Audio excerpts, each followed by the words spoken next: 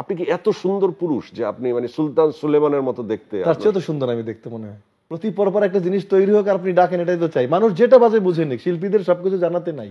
আপনি কেউ একটা সেল বোকা ভাবুক, একটা জিনিস চালাক ভাবুক, ভাবতে দেন না। এখন আপনি অস্ট্রেলিয়াতে শো করলেন, যাচ্ছেন লন্ডন, আয়ারল্যান্ডে, তারপর আবার আমেরিকাতে, এদিকে দোকান একের পর এক উদ্বোধন। মানে এটা তো একটা ভিন্ন প্রফেশন। আপনি তো একজন নায়ক হতে চলচ্চিত্রে এসেছিলেন, আপনার স্বপ্ন ছিল ধ্যানে জ্ঞানে নায়ক হবেন। আপনি পেলেন এমন একটি ইন্ডাস্ট্রি, যে ইন্ডাস্ট্রিটা আমাদের সবার হাতে হাতে, যদিও আপনার হাতে সোনার ইন্ডাস্ট্রি, মানে সোনার ফোন, আমাদের হাতে নর্মাল কালো ফোন। তো আপনার এই ইন্ডাস্ট্রির কিং হয়ে আপনি যে এত কাজ পাচ্ছেন, এত কিছু করছেন, যার সাথে সিনেমার কোনো সম্পর্ক নাই। ওয়ালটন আবারও মিলিয়নিয়ার অফারে ওয়ালটন ফ্রিজ কিনে আপনিও হয়ে যেতে পারেন মিলিয়নিয়ার। আপনি কি এখন সিনেমার নায়ক নাকি অন্য কিছু? আসলে কি আপনার আমার পরিচয়? ব্যক্তিগত আমি সিনেমার নায়ক, কোথাও লিখলে তো চিত্রনায়ক জায়েদ খানই লেখে। আর একদম যে আমি সিনেমার থেকে হারিয়ে গিয়েছি আপনি তো বলতে পারবেন না। আমার তো ঈদেও ছবি রিলিজ আছে। এই যে বাইরের চাহিদাটা, এটা কিভাবে তৈরি হলো এবং এই চাহিদাটার ইয়েটা কি, মানে এই চাহিদাটার ফিলটা কি? ফিলটা হচ্ছে আল্লাহ তাআলার রহমত। আপনি একটু বললেন না, আপনি বিজনেস ক্লাসে নিয়ে আপনি সুচিত্রা সেন উৎসবে গেলেন। আপনার যোগ্যতা না থাকলে তো আপনাকে একটা ইকোনমিক ক্লাস দেওয়া উচিত ছিল। কেন নিয়ে গেছে ওখানে? কেন আপনাকে দিয়ে উপস্থাপনা করিয়েছে? কারণ you have that kinds of quality, জয় ইউ হ্যাভ, দ্যাটস ওয়াই। দেখেন আপনি অনেককেই কিন্তু বিজনেস ক্লাসে দিয়ে নিয়ে যায়নি, গেছে বলেন, আপনি নিজে দেখতে পাবেন।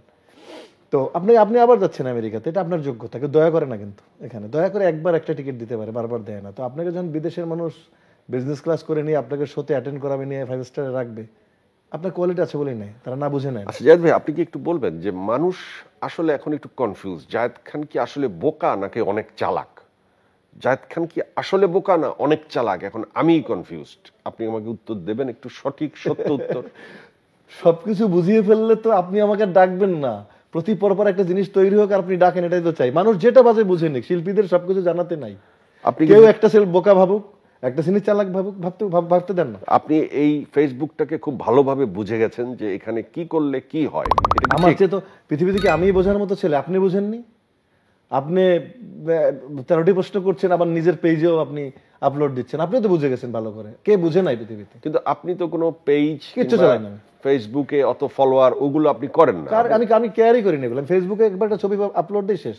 কিন্তু ফেসবুকেই আপনার রাজত্ব, এবং সেই রাজত্বেই আপনি রাজা হয়ে আজকে আপনি দোকান উদ্বোধন থেকে শুরু করে বিদেশে ট্যুর দিচ্ছেন। আচ্ছা, দোকান উদ্বোধন করতে গেলে লোকজন এসে আপনাকে আসলে কি প্রশ্ন করে, কি জানতে চায়? কোনো প্রশ্ন করে না, শুধু দেখতে চায় আর বলে একটা সেলফি তুলি।